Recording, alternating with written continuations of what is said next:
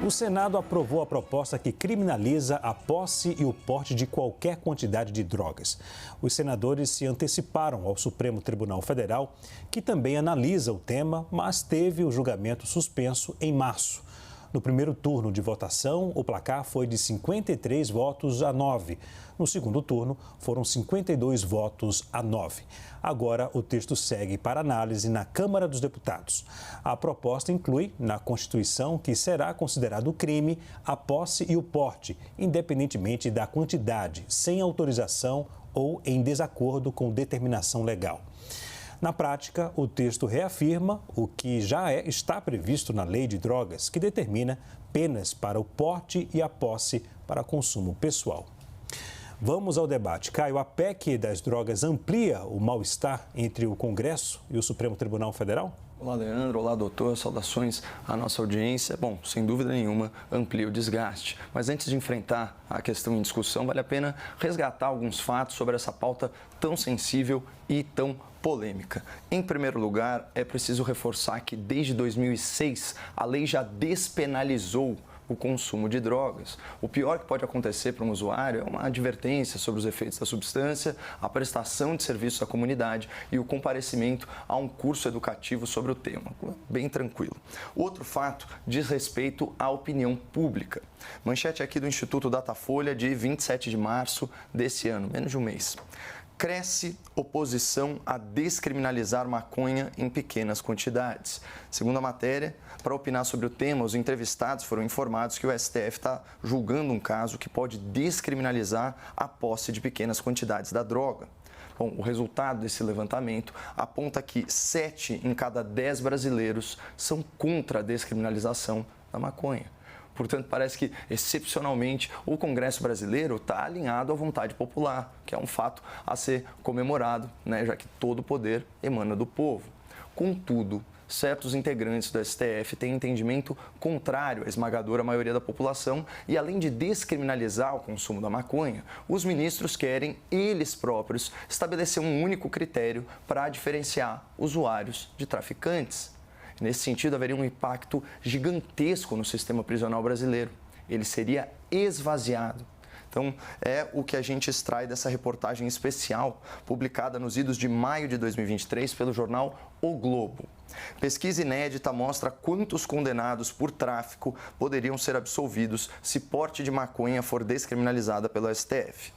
Continua. Se o voto do ministro Luiz Barroso vigorar, 27%, mais de um quarto dos condenados, estaria dentro dos limites da quantidade permitida e seriam soltos. À época, o Barroso sugeriu que o limite para enquadrar o usuário fosse de 25 gramas de maconha. Ocorre que o voto com maior adesão na corte é o do ministro Alexandre de Moraes, que foi muito mais generoso com os usuários e visa permitir a posse e o porte de até 60 gramas de maconha. Ou seja, na prática, centenas de milhares de traficantes condenados perderiam seu status como criminosos e seriam devolvidos ao convívio social sob o beneplácito do Supremo e seus ministros. Então vamos pensar, se um ET baixasse aqui no seu disco voador, observasse essa situação, ele certamente questionaria: nossa, será que os traficantes humanos não vão simplesmente se adaptar à nova lei, esconder a droga e portar apenas a quantidade autorizada pelo tribunal? A gente tem que responder: sim, caro extraterrestre. Essa é uma possibilidade concreta e plausível. E o mais triste aqui, brincadeiras à parte, é imaginar que o traficante, o vil traficante, né, que é esse elemento abdutor da juventude marginalizada, com apenas 9 corridinhas que podem até ser autorizadas pelo STF, ele conseguiria vender mais de meio quilo de maconha na porta de uma escola, camuflado como um mero usuário.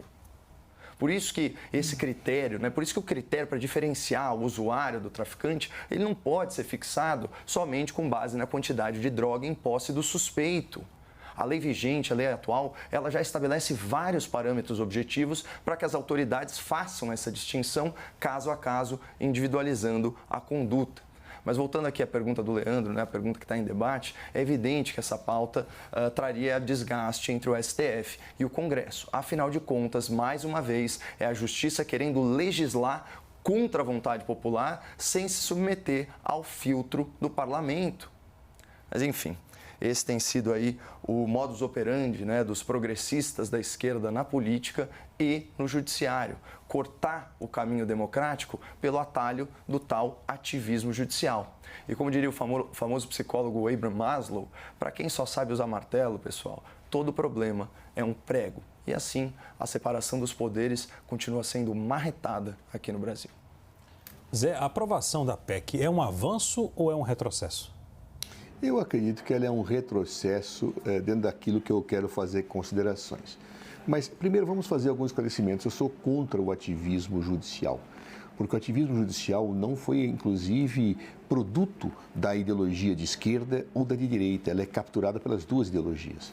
O ativismo judicial nasce nos Estados Unidos da América e não poucas vezes direitos dos trabalhadores foram atingidos por posturas conservadoras da corte estadunidense em postura claramente ativista. Quem for ler qualquer livro do ativismo vai verificar que ele não se associa à esquerda ou à direita. O ativismo ele vai à direita, vai à esquerda, ao sabor das convicções dos magistrados de momento em todos os países. Isso é uma constatação teórica irrefutável pelos estudos que são feitos sobre ativismo. Segundo lugar, o ativismo judicial ele tem espaço em todos os países que têm a estrutura do Estado Democrático de Direito. Atualmente é uma realidade inexorável e ele muitas vezes ele é balizado pelo fato da inércia legislativa. O legislativo nem sempre consegue decidir a respeito de questões e, portanto, como não existe vácuo no exercício do poder político, o judiciário entra. Nesse ponto, honra seja feita. O Congresso Nacional começa a agir, começa a senhorar-se de uma situação e isso eu vejo como um lado positivo, mas escolheu uma péssima questão, sem debater com profundidade nem o texto que aprovou, muito menos a lógica que está por trás dele.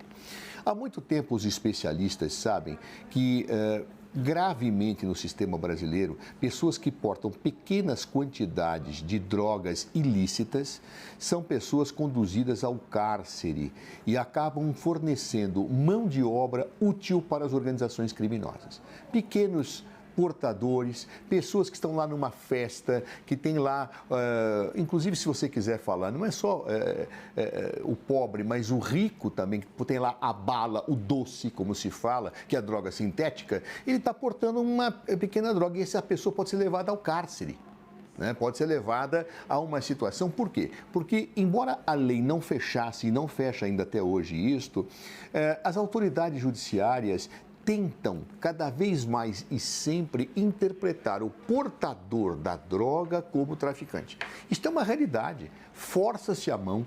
Não poucas vezes o Ministério da Justiça fez cursos para tentar debater isso com os operadores do direito, dizendo, olha, há que se diferenciar o usuário eventual, o usuário dependente do traficante, porque senão eu acabo colocando o usuário dependente que precisa de tratamento de saúde ou o usuário eventual como traficante e acabo acabando com a vida da pessoa e alimentando organizações criminosas.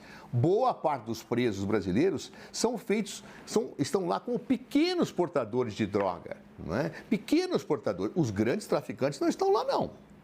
Os que estão por trás dessa distribuição não estão lá. E, portanto, esse tipo de política, ela não gera nada, absolutamente nada. Por isso que alguns dos países estão, inclusive, com certo êxito, como Portugal, Uruguai, buscando certas situações de liberação controlada para acabar e atacar o tráfico. Claro? Ou seja, essa é uma discussão mundial que nós temos que não podemos ser dogmáticos analisando resultados. No entanto, o Congresso Nacional, por força do senso comum, mais uma vez o senso comum sem estudos, resolve colocar esta regra com a intenção de dizer, não, então agora portador lá, portou uma pitadinha de maconha, vai ser responsabilizado. Muito bem, não vai ser penalizado, mas vai ter consequências administrativas pesadas para a sua vida. Quando, na verdade, essa não seria, Leandro, a melhor solução, a meu ver. Só que, e eu deixo para o retorno essa análise, porque o tempo já se vai, a redação é péssima, péssima da emenda. Sabe por quê? Porque ela fala em droga, Leandro, e droga pode ser lícita ou ilícita. E ela abre espaço para se discutir a licitude da droga que é proibida, ou a licitude. Então, há espaço para o legislador e há espaço para o juiz intérprete. Portanto, se a intenção do legislador era fechar totalmente o sistema, deixou-se a porta aberta com uma péssima realização. Felizmente, não é a intenção do legislador que vale na interpretação, é a intenção da lei no seu sistema. Portanto, talvez esta emenda constitucional, com toda essa confusão, acabe sendo, no frigir dos ovos, inócua. Mas, nesse momento, a intenção do legislador é muito ruim e descompassada com a realidade e com os estudos que são feitos. Caio, concorda com a leitura do Zé? Não, há uma série de estudos de caso a respeito de estados ou países que legalizaram as drogas. Eu chamo a atenção do nosso telespectador para o estudo do caso do Oregon, que mostra que essa foi uma política pública desastrada. Você aumenta a questão de saúde pública, mas você piora a questão de saúde pública e não necessariamente resolve a questão de segurança pública. Lá no caso, né, a quantidade de crimes associados ao consumo de drogas, né, principalmente crimes contra o patrimônio, crimes de agressão, aumentou sobremaneira. E também os usuários, aqueles num estado mais grave, já de dependência química, não tinham o hábito de procurar assistência de saúde pública. Mas, enfim, eu acho importante pontuar aqui para o nosso telespectador que, em primeiro lugar, a lei vigente, a lei atual, né, como o Zé pontuou, ela não vai penalizar o usuário, também como eu disse nos meus argumentos iniciais. É só uma questão simbólica, né, de fazer essa conduta, esse comportamento ter ainda um caráter penal, mas com uma sanção muito leve. Eu faria aí um paralelo com a questão do direito de votar e a sanção por não votar. Obviamente, aí uma matéria civil, mas que tem uma consequência tão branda que é praticamente inócua. Ainda assim, o voto permanece obrigatório, assim como agora, né, ao que tudo indica, né, parece ser para isso que o Congresso está sinalizando, é isso que a população brasileira quer, né, que o consumo de drogas ainda seja criminalizado, embora despenalizado. E não é só o consumo de drogas que está despenalizado. Aí, falando do ativismo judicial, e que bom que nesse ponto eu e o Zé concordamos, né? Temos críticas aí à ingerência da justiça nos demais poderes, vamos lembrar da súmula vinculante 59 de 2023, do tráfico privilegiado lá no STF. Eu leio aqui para os nossos telespectadores. É impositiva a fixação de regime aberto, portanto não vai preso, e a substituição da pena privativa de liberdade por restritiva de direitos, né? Prestação de serviços comunitários, esse tipo de coisa, quando reconhecida a figura do tráfico privilegiado. Ou seja, o pequeno tráfico feito pelo réu primário, sem antecedentes criminais e aí uma série de atenuantes, né, ele também já está despenalizado. Então, já houve esse movimento. O que o Supremo quis fazer é interferir realmente numa questão que o Congresso, né, colocou aí, desenhou uma linha na areia e falou, ó, aqui, a partir daqui, você não passa. E agora, discordando um pouco do Zé Eduardo, eu acho que no caso o ativismo judicial aqui, o ativismo judicial à brasileira, inclusive apelidado de judiciário de coalizão pela Transparência Internacional, está muito relacionado a pautas da esquerda, porque o atual judiciário parece ser mais simpático às causas do governo. E isso está alinhado, inclusive, né, com propostas de campanha do Lula e depois falas dos ministros. Só para fechar, Leandro, Poder 360, julho de 2022. Lula estuda mudar a lei de drogas para reduzir encarceramento. Outra manchete, dessa vez o portal G1, março de 2023. Ministro de Lula defende descriminalizar drogas para reduzir população carcerária. Então, nesse caso, STF e governo Lula parecem estar muito alinhados. Zé, concorda com a leitura do Caio? Não, eu convido o Caio a ler a história da Suprema Corte dos Estados Unidos da América, onde o ativismo de direita predominou durante muito tempo. Ou seja, o ativismo depende da composição política e ideológica da Corte. Se a Corte tiver uma postura formada mais progressista, talvez mais à esquerda, se tiver mais conservadora, à direita. Ou seja, isso não resolve o problema do ativismo, nem posso associar, é um erro associar o ativismo à esquerda ou à direita. É um erro. Claro, um erro historicamente comprovado. Vamos ler a história da Suprema Corte dos Estados Unidos da América. Vamos ler a história da Suprema Corte de outros países, da Austrália. Vamos ler, há estudos sobre isso. Então, acho que esse é um fato. Não dá para rotular coisa de esquerda e direita com ativismo como se fosse. Há muitas pessoas de esquerda que fazem esse erro, inclusive, a meu ver, dizendo que o ativismo é progressista. Eu não acho que seja. Não acho que seja porque muitas vezes ele é retrógrado. Né? Me lembro da figura de um professor português que dizia: deixe os passarinhos numa gaiola e se você abrir a porta sairão os de esquerda e os de direita. O Estado de Direito é uma gaiola, claro.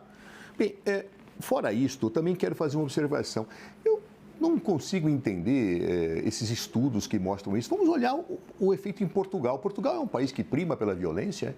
Ou será que não virou um refúgio europeu em relação à segurança? E o Uruguai também não é um refúgio? Vamos ver os índices de violência nesses países. Vamos fazer análise e estudos sérios. Eu não sou dogmático. Eu não acho que a liberação da droga automaticamente gera consequências perversas. Vamos analisar, vamos fazer estudos sérios, mas não vamos partir de pressupostos. Não vamos trabalhar com o senso comum. Essa é a pior coisa que tem. O mundo perdeu a guerra contra as drogas. A guerra contra as drogas, que era capitaneada pelo DEA, pelos Estados Unidos e que se transformou muitas vezes num projeto político de hegemonização dos Estados Unidos da América, perdeu espaço, perdeu lá na Colômbia, que migrou para o México, que migrou para outros países. É a vida, infelizmente, ou seja, eu tenho que buscar outras formas de lidar com esse problema. E a melhor forma de lidar com esse problema é vendo, discutindo, refletindo e não colocando na Constituição coisas que depois vão ser interpretadas e reinterpretadas. Veja só, álcool é droga. Álcool é droga lícita. E há drogas ilícitas. Isso é pacífico também na doutrina que estuda o tema. Agora, a questão fala de droga. Que droga? Nós vamos ter que interpretar isso, eu deixo espaço para o legislador, para o juiz. Ou seja, eu crio uma confusão demoníaca utilizando uma norma constitucional para regular um espaço que não é constitucional.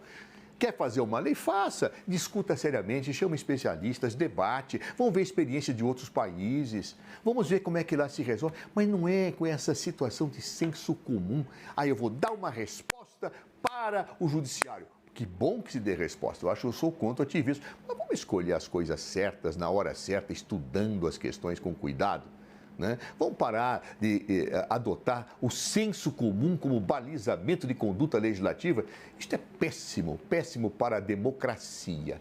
Senso comum, eu reflito e formo opinião pública. Sem reflexão, sem estudo, sem análise, sem debate com dogmatismo e com intolerância e padronização ideológica, eu não chego a bom resultado nunca. A democracia não é assim que é bem operada.